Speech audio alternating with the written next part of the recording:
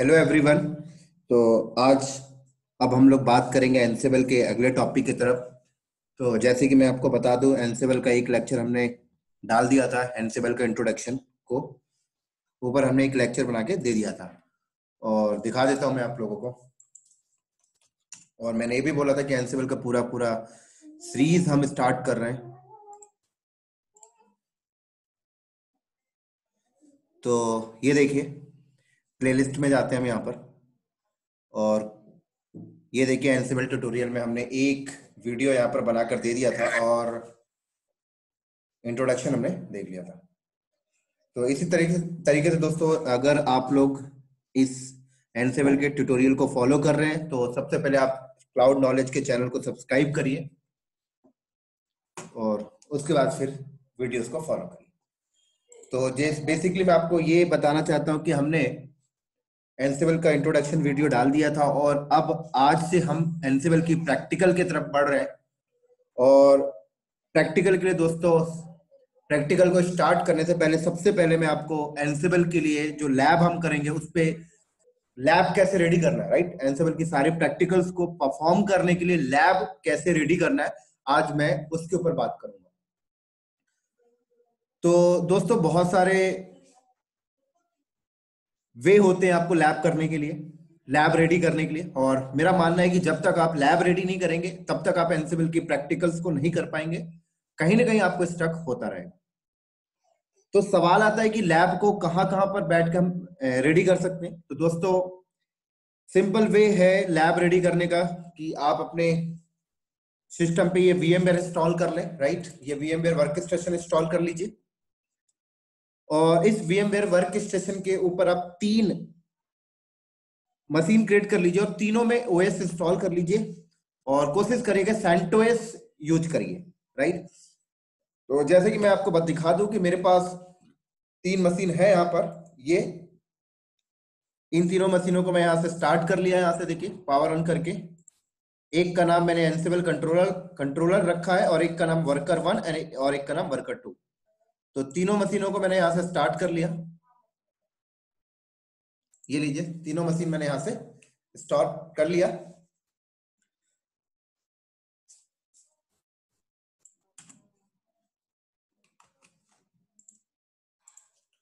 और तीनों machine start होने के बाद दोस्तों, कोशिश करिएगा कि तीनों मशीन आपस में कम्युनिकेट हो। आपस में पिंग होना जरूरी है और होस्ट नेम के साथ भी पिंग होना चाहिए।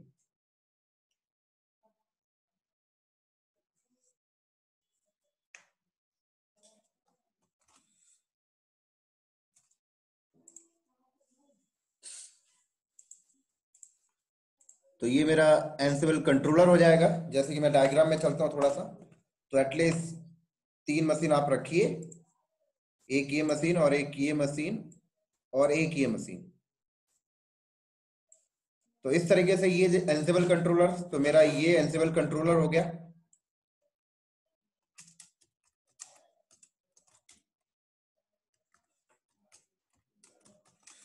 तो एनसेबल कंट्रोलर का मतलब दोस्तों, ये एक प्रकार से मास्टर हो गया। मतलब मेरा ये वर्कर 1 हो गया, ये मेरा वर्कर 1 नोड हो जाएगा, वर्कर 1, और ये मेरा वर्कर 2। तो बेसिकली 3 मशीन मैंने इसलिए रखा क्योंकि मैं यहां से कोई टास्क पुश करूंगा तो वो टास्क क्या होगा, ये वर्कर नोड में परफॉर्म करके आएगा। तो इस तरीके से हम पूरी लैब करेंगे। तो सबसे पहले तो कोशिश ये होगी कि तीनों को कम्युनिकेट होना चाहिए आपस में। अगर ये कम्युनिकेट नहीं होंगे तो प्रॉब्लम होगी, क्योंकि जब तक कम्युनिकेट नहीं होगी तब तक आप कोई टास्क अगर इस कंट्रोलर से पुश करेंगे तो यहाँ पर एग्जीक्यूट नहीं हो पाएगा।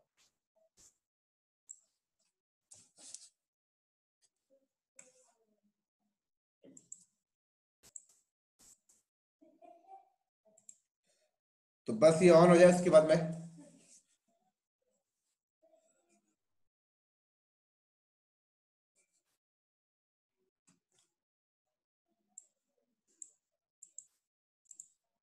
तो ये मेरा देखिए, ये मेरा एनसिबल कंट्रोलर नोड ऑन हो गया। मैं इसको लॉगिन कर लेता हूँ।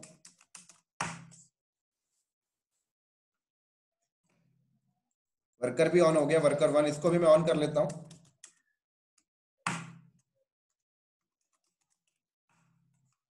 और इसको भी मैं ऑन कर लेता हूं यहाँ पे।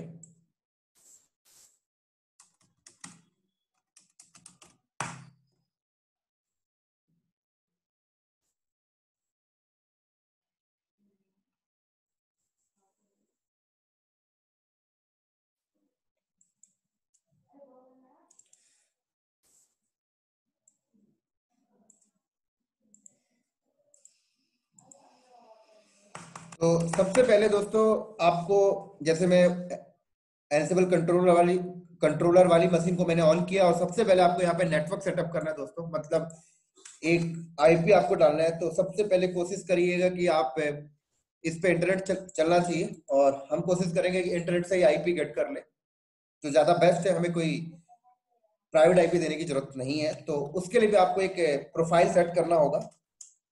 तो वो भी मैं आपको दिखा देता हूँ। एक प्रोफाइल मैंने पहले से सेट कर रखा है, इसको मैं डिलीट करता हूँ यहाँ से। तो आप एक काम करेगा, nmcli connection add con name, connection name मैंने यहाँ पे लिख दिया, कनेक्शन का नाम मैंने दे दिया एनसिबल कंट्रोलर। दोस्तों ये जो मैं कर रहा हूँ ये उनको समझ लग रहा होगा जिन्होंने लिनक्स के टॉपिक में नेटवर्किंग को कवर अप किया है। और अगर आपने नहीं किया, लिनक्स नहीं किया, तो आप सबसे पहले मेरे यूट्यूब में जाइए और लिनक्स के ट्यूटोरियल में आप लिनक्स नेटवर्किंग के वीडियो में ये एनएमसी लाइक का यूज केस पढ़ लीजिए पहले, राइट। क्योंकि जब भी आप किसी कंपनी में जाएंगे दोस्तों, तो आपको स्क्रैच लेवल से एनसिबल सेटअप करना होगा, ठीक है। और इवन अगर आप घर पे भी लैब करेंगे तो भी आपको स्क्रैच लेवल से करना है ना, तभी तो आप लैब कर पाएंगे। तो मैं ये एक प्रोफाइल बना रहा हूँ आईपीस के लिए। तो मैंने कमांड मारा nmcli connection add con name, मैंने एनसिबल कंट्रोलर रखा, और उसके बाद मैंने इफ नेम यहाँ पर en करके टाइप किया, तो उसने अपने आप गेट कर लिया। उसके बाद मैंने यहाँ पे टाइप बोला इथरनेट और ऑटो कनेक्ट, यस। तो अब मैं यहाँ पर एनएमसी लाइक कनेक्शन शो करूं तो देखिए एनसिबल कंट्रोलर प्रोफाइल बन गई, और मैं इसको एक्टिवेट कर लेता हूं। NMC like connection up एनसिबल controller, तो एक आईपी इसको असाइन हो गई। ये देखिए इसको आईपी इंटरनेट से मिल गया, और ये आईपी 192.168.183.229। तो मैं इसको पिंग करके देख लेता हूं दोस्तों। 192.168.183.229, राइट। तो ये पिंग कर रहा है। और इसी तरीके से आप इसका होस्ट नेम भी सेट कर लीजिए, क्योंकि आगे की जो लैब होगी हमारी होस्ट नेम के बेस भी, हम होस्ट नेम को भी यूज करके हम चीजों को पुश किया करेंगे। तो इसलिए होस्ट नेम भी आप सेट कर लीजिए। तो मैंने कमांड मारा host name ctl set host name, मैंने इसका होस्ट नेम भी रख लिया एनसिबल हाइफन कंट्रोलर। तो होस्ट नेम भी मेरा सेट हो गया। और देन उसके बाद अब ये होस्ट नेम से भी पिंग करे तो आपको क्या करना है, आपके पास डीएनएस होना चाहिए। अगर डीएनएस नहीं है तो हम लोकल फाइल पे, लोकल एटीसी होस्ट वाली फाइल पे जाके एंट्री कर देते हैं यहाँ पर। तो इसके नीचे हमने एंट्री कर दिया, आईपी दे दिया हमने 192.168.183.229 और एनसिबल हाइफन कंट्रोलर, ये लीजिए। तो दोस्तों अब ये देखिए, ये आईपी से भी खुद को पिंग कर रहा है, ये आईपी से भी खुद को पिंग कर रहा है 168.183.229, ये आईपी से भी खुद को पिंग कर रहा है। और अब मैं अगर इसके होस्ट नेम से पिंग करूं, जो मैंने होस्ट नेम डिफाइन किया है उससे भी पिंग करेगा, तो देख सकते हैं पिंग कर रहा है, राइट। तो मेरा एक मशीन रेडी हो गया। अब मैं वर्कर 1 पे भी यही काम करूंगा और वर्कर 2 पे भी। तो जो मैंने यहाँ पर काम किया है मैं उसको डायग्राम में भी जाकर डिफाइन कर देता हूं, जिससे कि आपको अंडरस्टैंड में इजी हो जाए। तो मैंने यहाँ पर इस मशीन पे आईपी किया दोस्तों, तो इस मशीन की आईपी मैं यहाँ पे लिख देता हूँ। इस मशीन की आईपी 192.168.183.229 मैंने रखा, और इसका होस्ट नेम मैंने क्या रखा, एनसिबल हाइफन कंट्रोलर, ठीक है, ये उसका होस्ट नेम है। अब चलते हैं वर्कर 1 नोड में भी यही काम करने। तो वर्कर 1 पे मैं आ गया, यहाँ पर राइट क्लिक किया, ओपन टर्मिनल, और सेम काम यहाँ पर भी करेंगे। तो मेरे इस मशीन में ऑलरेडी पहले से प्रोफाइल बना हुआ है, तो मैं इसको डिलीट करके आपको नई प्रोफाइल बनाना सिखा देता हूं कि भाई जिन्होंने नई, अगर किसी को लिनक्स की नेटवर्किंग नहीं आती तो मैं जो कर रहा हूं मेरे ही सिस्टम को कॉपी करके आप लोग कर सकते हैं, ठीक है। बट दोस्तों एनसिबल की लैब, एनसिबल का प्रैक्टिकल करने से पहले आपको लैब सेटअप पता होना चाहिए, राइट? तो ही आप घर पे अच्छे से प्रैक्टिस कर पाएंगे। तो मैं बार बार रिपीट कर रहा हूँ कि आप लोगों के कान में चीजें घुस जाए, नहीं तो लोग क्या करते हैं, सीधे एनसिबल की प्रैक्टिकल पे आ जाते हैं, अब लैब ही नहीं है उनके पास। तो सॉरी, मैंने यहाँ पर कमांड मारा nmcli कनेक्शन ऐड, मैंने कौन नेम, कनेक्शन का नाम मैंने यहाँ पर दिया, कनेक्शन का नाम इस पर मैंने बोल दिया वर्कर 1, और मैंने इफ नेम यहाँ पर eno, और मैंने टाइप मैंने यहाँ पर इथरनेट किया, ऑटो कनेक्ट यस, ये लीजिए। उसके बाद मैं nmcli कनेक्शन शो करके देखा, ओके है, nmcli कनेक्शन अप किया मैंने यहाँ पर वर्कर, लीजिए। तो एक आईपी चेक करते हैं, तो क्या आईपी इसको मिला, इसको डीएचसीपी से आईपी मिला 192.168.183.228। तो पिंग करके देख लेते हैं 192.168.183.228 पिंग कर रहा है। ऐसे ही होस्ट नेम इसका सेट कर लेते हैं, और होस्ट नेम CTL, मैंने इसका होस्ट नेम सेट किया वर्कर 1, राइट। होस्ट नेम भी ये सेट हो गया, देखना है तो होस्ट नेम से देख सकते हैं आप यहाँ पर, ये देखिए। और ये होस्ट नेम से भी पिंग करें तो इस पे भी लोकल पे जाके हम यहाँ पे एंट्री कर देते हैं, और 192.168.183.228, और यहाँ पर मैंने क्या लिखा, वर्कर 1। ऊपर वाली लाइन में क्या लिखा है उस पर आपको माइंड नहीं करना, ये मेरा पहले का है। तो अगर मैं इसको होस्ट नेम से भी पिंग करूं तो ये होस्ट नेम से भी पिंग करना स्टार्ट कर देगा अभी, तो देख सकते हैं होस्ट नेम से ये पिंग कर रहा है। तो डायग्राम में चलते हैं, तो वर्कर 1 भी हमारा रेडी हो गया। वर्कर 1 पे जो हमने आईपी रखा है वो यहाँ पे मैं मेंशन कर देता हूँ 192.168.183.228, और होस्ट ने मैंने यहाँ पर रखा है दोस्तों वर्कर 1। इसी तरीके से अब तीसरा नोड है उसको भी रेडी कर लेते हैं, वर्कर 2।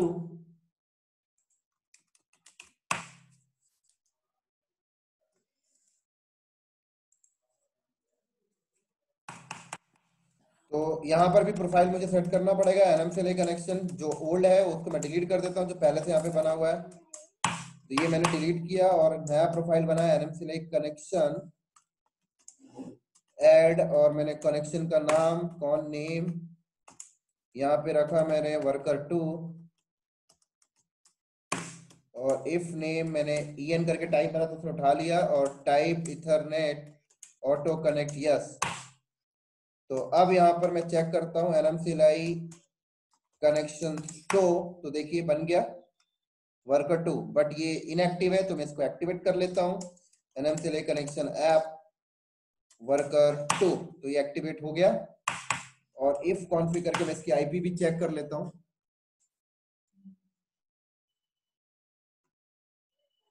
तो इसकी आईपी देखिए क्या आया 202।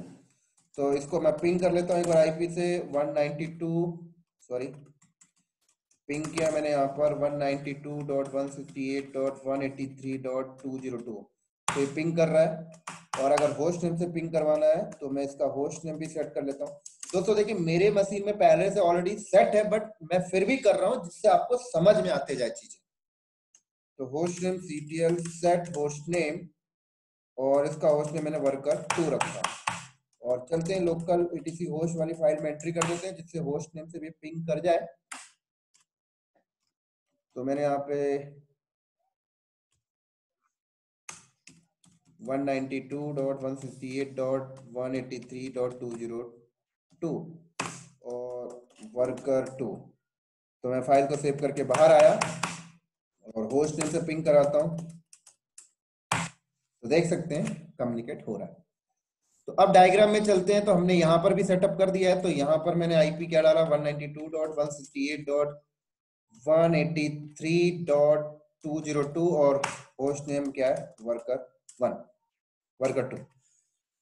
तो इस तरीके से हमने आईपी और होस्ट नेम कॉन्फ़िगर कर दिया है। अब एक बार चेक कर लेते हैं क्या ये वाला मशीन इसको पिंग कर पा रहा है, क्या इसको पिंग कर पा रहा है, क्या ये इसको पिंग कर पा रहा है, क्या ये इसको पिंग कर पा रहा है, तो एक बार चेक कर लेते हैं, राइट। हाँ एक चीज बता दूं, ये इसको पिंग करे चाहे ना करे, ये इसको पिंग करे चाहे ना करे, लेकिन ये वाला मशीन दोनों को पिंग करना चाहिए दोस्तों। ये वाला मशीन इसको भी पिंग करना चाहिए, ये वाला मशीन इसको भी पिंग करना चाहिए। ठीक है, तो चलते हैं फिर पिंग करा के देख लेते हैं।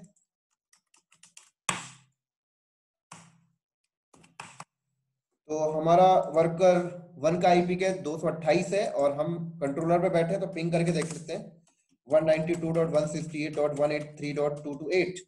तो बिल्कुल पिंग कर रहा है। क्या वर्कर 2 को पिंग कर रहा है वो भी देख लेते हैं। वर्कर 2 का 202 आईपी है, तो वर्कर 2 को पिंग कर लेते हैं 192.168.183.202। वर्कर 2 को भी पिंग कर रहा है। तो पिंग कर रहा मतलब कम्युनिकेशन हो रही है। अब एक बार चेक कर लेते हैं क्या ये वाला मशीन जैसे अपने आप को पिंग किया था तो होस्ट नेम से पिंग कर पा रहा था, क्या ये वाला मशीन इसको इसके होस्ट नेम से पिंग कर सकता है? क्या ये वाला मशीन इसको इसके होस्ट नेम से पिंग कर सकता है? आईपी से तो कर रहा है, क्या होस्ट नेम से कर सकता है? ये भी देखते हैं, क्योंकि कंपनी के अंदर क्या होता है, कई टास्क ऐसे होते हैं जो आईपी से पुश नहीं करते, आप नेम से पुश कर रहे होते हो, तो वहां पर होस्ट नेम से पिंग होना इंपॉर्टेंट है। तो देख लेते हैं भाई, क्या ये होस्ट नेम बोले तो वर्कर 1 के होस्ट नेम से पिंग कर रहा? तो नहीं कर रहा। क्या वर्कर 2 से कर रहा? तो नहीं कर रहा। तो अगर आप होस्ट नेम से पिंग करवाना चाहते हो तो क्या करना होगा? तो फिर आप एनसिबल कंट्रोलर की टीसी होस्ट फाइल के अंदर चाहिए और यहां पर वर्कर 1 की आईपी मेंशन करिए और आगे उसका होस्ट नेम लिख दीजिए, लीजिए। तो अब आपका काम हो जाएगा। अगर दोस्तों आपके पास डीएनएस है तो इतना भी करने की जरूरत नहीं है। ऐसे मैं वर्कर 2 की आईपी भी लिख देता हूं यहां पर और फाइल को सेव करके बाहर आइए। तो अब अगर आप पिंग करेंगे तो देखिए कम्युनिकेशन स्टार्ट, राइट। ये देखिए, इसी तरीके से एक बार हम ये भी चेक कर लेते हैं क्या ये इसको पिंग कर पा रहा है? तो डेफिनेटली कंट्रोलर की आईपी क्या है एक बार देखें। कंट्रोलर की आईपी 229 है, तो ये वर्कर 1 पे गए और वर्कर 1 अगर कंट्रोलर को पिंग करे 183.229 तो डेफिनेटली कर रहा है। क्या वर्कर 1 उसको, अब जैसे वर्कर 1 खुद के होस्ट नेम से पिंग कर रहा था, राइट। क्या वर्कर 1 एनसिबल कंट्रोलर को उसके होस्ट नेम से पिंग कर रहा है? एनसिबल कंट्रोलर का होस्ट नेम क्या है? एनसिबल हाइफन कंट्रोलर। तो नहीं कर रहा। तो ये भी क्या करेगा, ये भी अपने ईटीसी होस्ट वाली फाइल पे जाएगा और यहाँ पर कंट्रोलर की आईपी फिट कर लेगा यहाँ पर, ये लीजिए। तो दोस्तों एक बार फिर रिपीट कर रहा हूं, अगर आपके पास डीएनएस है, डीएनएस ऑलरेडी बना हुआ है तो आपको ये करने की जरूरत नहीं है। ये तब किया जाता है जब आपके पास डीएनएस नहीं है, और मेरे पास अभी कोई डीएनएस सर्वर नहीं है इसलिए मैं इसको कर रहा हूं। तो देखिए पिंग करने लगा। इसी तरीके से दोस्तों यहां पर भी आके चेक कर लेते हैं क्या ये इसको पिंग कर पा रहा है वर्कर 2 से। तो 192.168.183.229 एक मिनट, क्या आईपी था 229, पिंग क्यों नहीं किया? 192.168.183.229 यह पिंग कर रहा है। क्या ये होस्ट नेम से पिंग कर पा रहा है कंट्रोलर को? नहीं कर पा रहा। तो ये भी अपने इस फाइल में जाएगा और यहां पर वो 192.168.183.229 और एनसिबल हाइफन कंट्रोलर। तो अब इसने यहां पर क्या किया, एनसिबल हाइफन कंट्रोलर, राइट, डन। तो दोस्तों अब ये सारे आपस में कम्युनिकेट होने लगे, हमने देख लिया। तो हमारा लैब हो गया रेडी। अब हम बढ़िया से एनसिबल का प्रैक्टिकल कर सकते हैं। हाँ दोस्तों, ये तो मैंने वीएम के ऊपर किया। आप इसी तरीके से अगर आप लैब चाहो तो आप एडब्ल्यूएस पे जाकर भी बना सकते हो, राइट। आप एडब्ल्यूएस पे जाइए, 3 इंस्टेंस बनाइए और वहां पर भी आप लैब ऐसे सेटअप कर सकते हैं। और अगर आपको एजोर क्लाउड आता है तो एजोर क्लाउड के ऊपर भी आप कर सकते हैं, और अगर आपको गूगल क्लाउड आता है तो आप गूगल क्लाउड के ऊपर भी कर सकते हो। और अगर आपके पास फिजिकल मशीनें हैं तो आप 3 फिजिकल मशीनें रखिए। फिजिकल मशीनें 3 फिजिकल मशीनें ऐसे रखिए, बीच में आप एक नेटवर्क स्विच रखिए और तीनों को आपस में कनेक्ट कर लीजिए और सेम ऐसे ही कम्युनिकेट करा के आप अपनी लैब बना सकते हैं। तो दोस्तों ये था मेरा आज अभी का वीडियो एनसिबल कि प्रैक्टिकल से पहले उसका लैब रेडी करना, एंसिबल के प्रैक्टिकल को करना है तो उसके लिए लैब चाहिए। तो ये लैब बनाने की वीडियो थी मेरी, और अगला वीडियो मेरा होगा एंसिबल का चैप्टर स्टार्ट करूंगा मैं। तो अब हम 1 बाय 1 करके बिगिनिंग से लेकर एंड तक जाने वाले हैं।